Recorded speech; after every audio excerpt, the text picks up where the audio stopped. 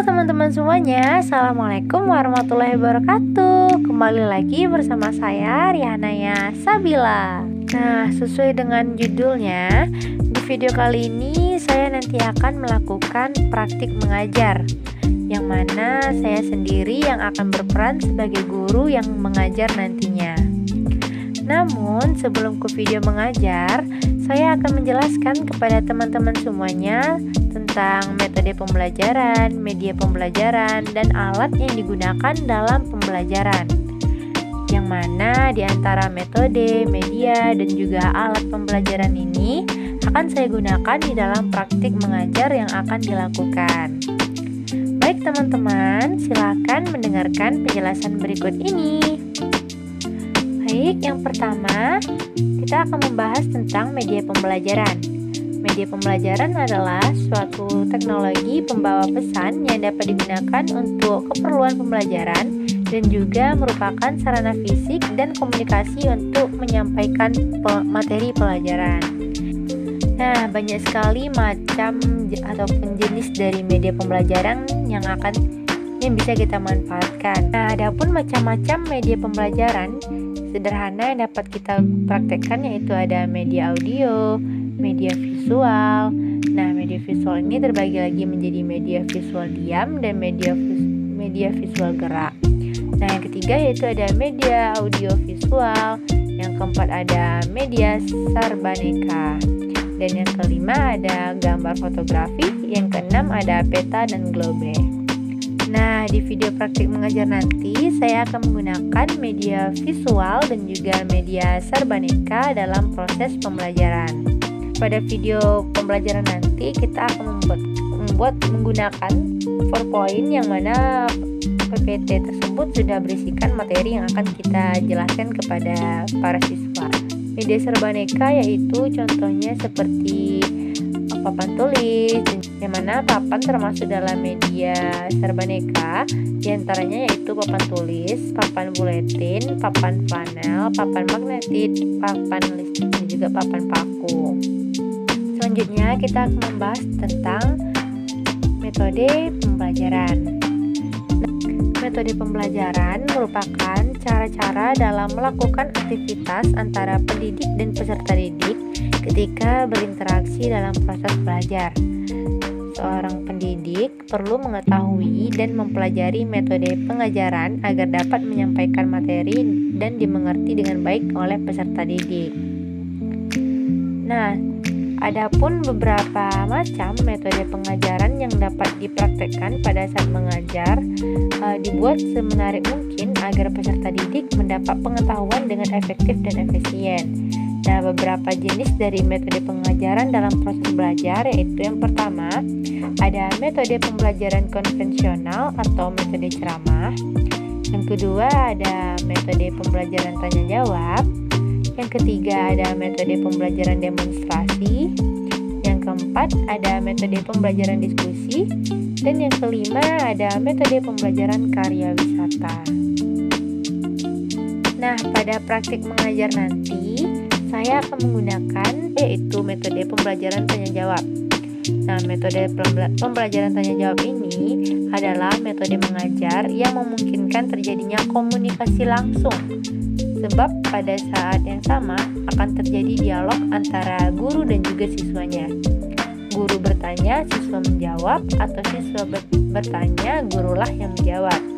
Nah, adapun alat ataupun perangkat pembelajaran yang digunakan dalam praktek mengajar, yang pertama yaitu ada papan tulis, yang kedua ada spidol, yang ketiga ada alat realia atau alat realita yang ada di sekitar, dan yang keempat ada ATK, alat tulis dan kertas, ada laptop, dan juga beserta buku dan alat lainnya.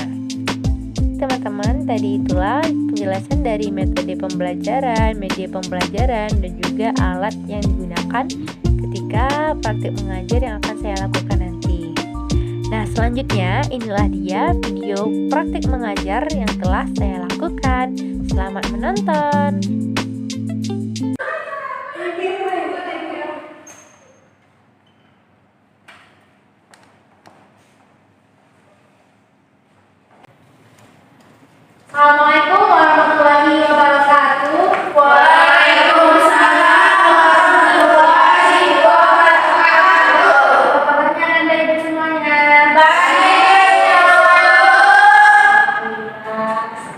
sebelum kita mulai pelajaran kita pada hari ini, marilah kita berdoa menurut agama dan kepercayaan kita masing-masing.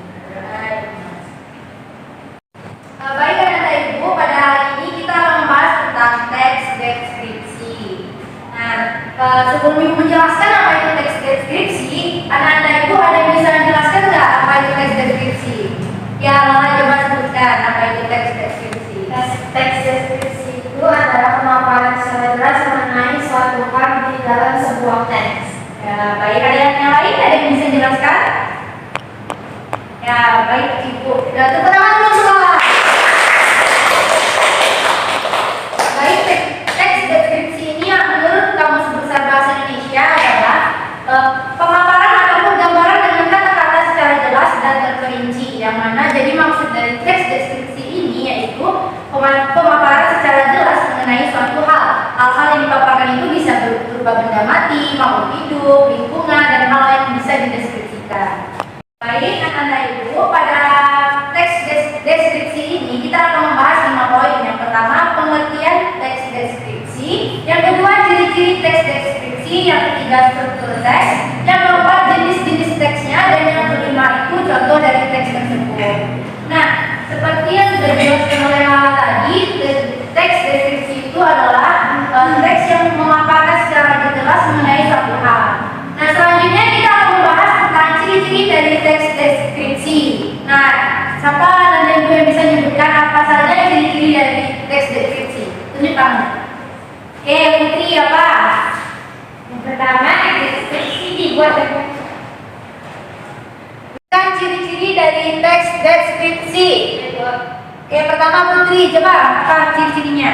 pertama, teks deskripsi dibuat dengan menggambarkan atau melukiskan sesuatu. Oke, menggambarkan Atau melukiskan sesuatu. menggambarkan sesuatu atau objek ya. Oke, ciri-ciri yang kedua, siapa yang bisa? Oke, Jaga. Penggambaran yang dilakukan dalam teks deskripsi ditulis dengan jelas dan melibatkan kesan indera. Melibatkan kesan indera. Lagi selanjutnya, saya. Bu. Saya. Kalau Zahira dulu. Apa yang ketiga ciri-cirinya? Bisa membuat pembaca itu merasakan sendiri atau mengalaminya, Bu. Membuat pembaca merasakan Atau mengalami sendiri. Membaca merasakan. Selanjutnya, Cebo. Oke, Dwi. Apa? Teks deskripsi menjelaskan ciri-ciri objek seperti warna, ukuran, bentuk, dan keadaan secara terperinci. Berarti mendeskripsikan warna, Ukuran, bentuk, dan Deskripsikan objek, Bu, secara terperinci. secara terperinci.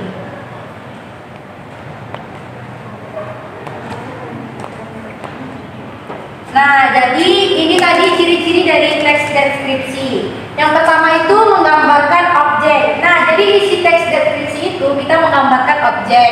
Contohnya, ini apa? Spidol. Nah, jadi kita tuh memaparkan apa fungsi spidol dan lain sebagainya. Selanjutnya melibatkan kesan indera. Yang mana itu melibatkan kesan indera berarti penglihatan. Apa yang kita lihat bisa kita deskripsikan. Selanjutnya yang ketiga membuat pembaca merasakan apa yang digambarkan dalam teks deskripsi. Yang keempat menggambarkan warna, ukuran, bentuk secara terperinci. Nah, baik selanjutnya selanjutnya kita akan membahas tentang struktur teks deskripsi. Siapa yang bisa sebutkan apa saja strukturnya? Siapa? Oke, Zaga, pertama apa? Pertama, identifikasi, Bu. Oke, yang kedua klasifikasi. Oh, yang ketiga selanjutnya Deskripsi bagian. Oke. Jadi struktur teks deskripsi itu ada 5 sebetulnya. Yang pertama itu pastinya ada judul. Yang kedua identifikasi. Nah, apa itu identifikasi? Siapa yang bisa sebutkan? Menyatakan identitas baik orang, benda, atau objek lainnya yang ada di dalam teks. Nah, betul. Nah, jadi identifikasi itu menanggapi ataupun menjelaskan sesuatu dalam teks. Yang ketiga klasifikasi. Siapa yang bisa sebutkan? Penyusunan golongan pengetahuan atau pengelompokan merupakan kaidah yang kita tadi. Yang angkat tanganmu.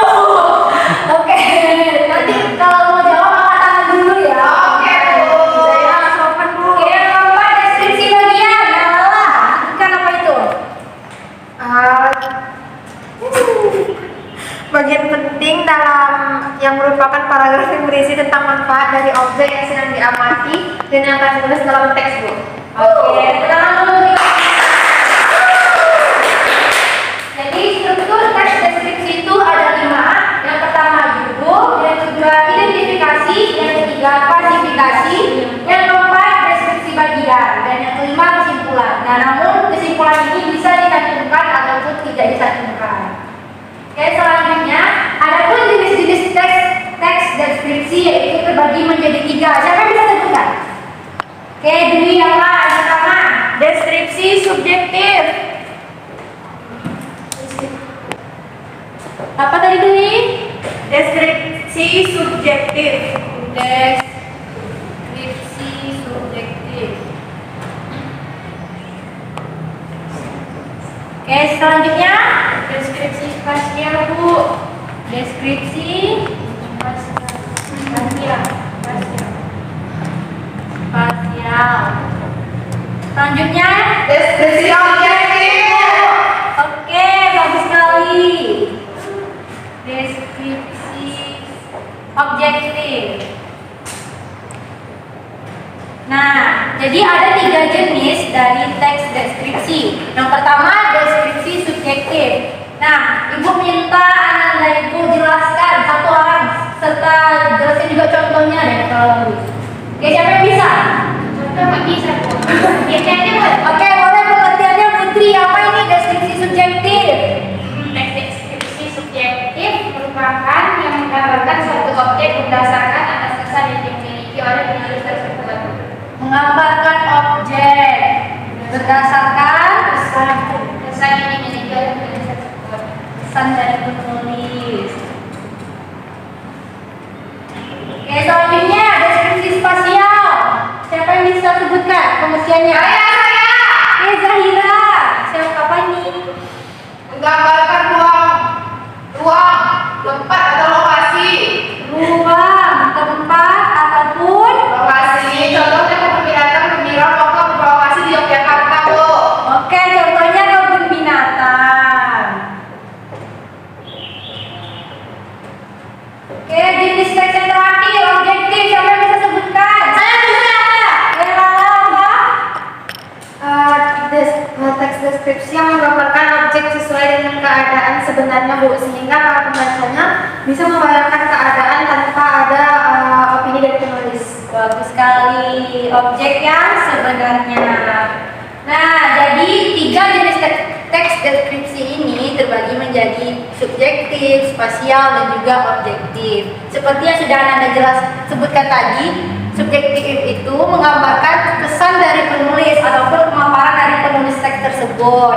Yang spasial itu menggambarkan ruang, tempat, dan juga lokasi seperti kebun binatang, ruangan H5 atau lain sebagainya.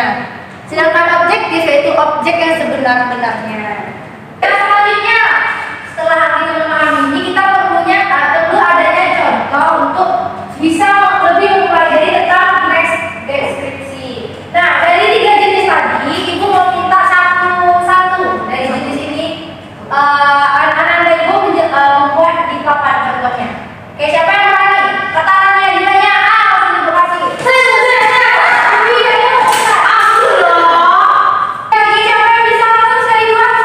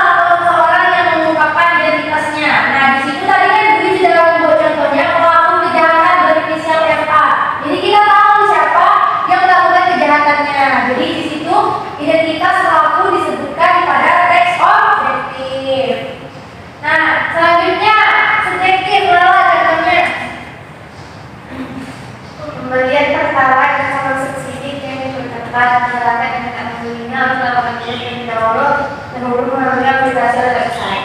Nah, dari yang dipaparkan Lala tadi, kita jadi tahu apa perasaan ataupun pandangan dari si penulis ini tentang pentingnya BBM yang menggunakan aplikasi. Nah, selanjutnya yang ketiga spasial. Coba sebutkan.